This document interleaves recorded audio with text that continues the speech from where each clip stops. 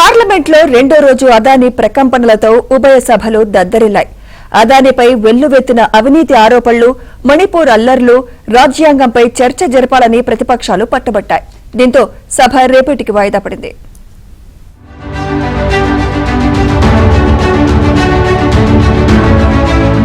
అదానీ అంశంపై పార్లమెంటు ఉభయ సభలు దద్దరిల్లిపోయాయి.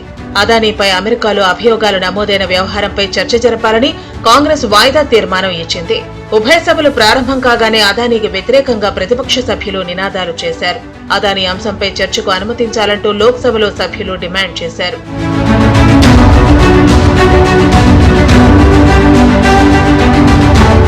జాయింట్ పార్లమెంటరీ కమిటీని ఏర్పాటు చేయాలని ప్రతిపక్షాలు డిమాండ్ చేశాయి. విపక్షాల నినాదాలు, ఆందోళనలతో సభలో గందరగోళం నెలకొనడంతో స్పీకర్ లోక్సభను రేపటికి వాయిదా వేశారు.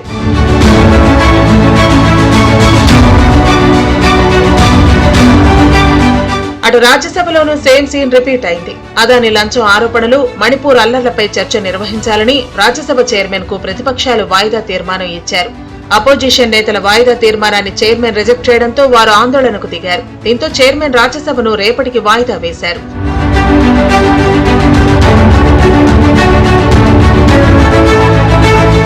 అంతకుముందు లోక్సభలో కాంగ్రెస్ అగ్రనేత రాహుల్ గాంధీ సంచలన వ్యాఖ్యలు చేశారు. కేంద్ర ప్రభుత్వంలోని కొందరు పెద్దలు అదానీని కాపాడుతున్నారని, అదానీని వెంటనే అరెస్టు చేయాలని డిమాండ్ చేశారు.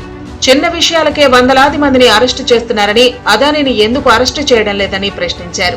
You think Adani is going to accept the charges? Which world are you living in, brother? Obviously he is going to deny the charges. The point is he has to be arrested. The point is he has to be arrested. As we have said, hundreds of people are being arrested on tiny charges.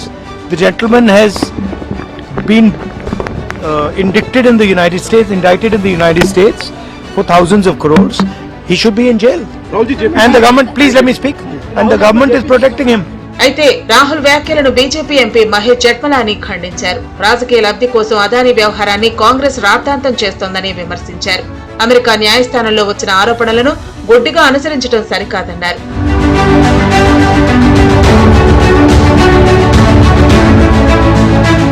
మొత్తానికి అదానీ లంచం ఆరోపణలు అంశం రెండో రోజు కూడా పార్లమెంటును కుదిపేసింది. దీంతో ఎలాంటి చర్చ జరగకుండానే రెండో రోజు కూడా ఉభయ సభలు వాయిదా పడ్డాయి.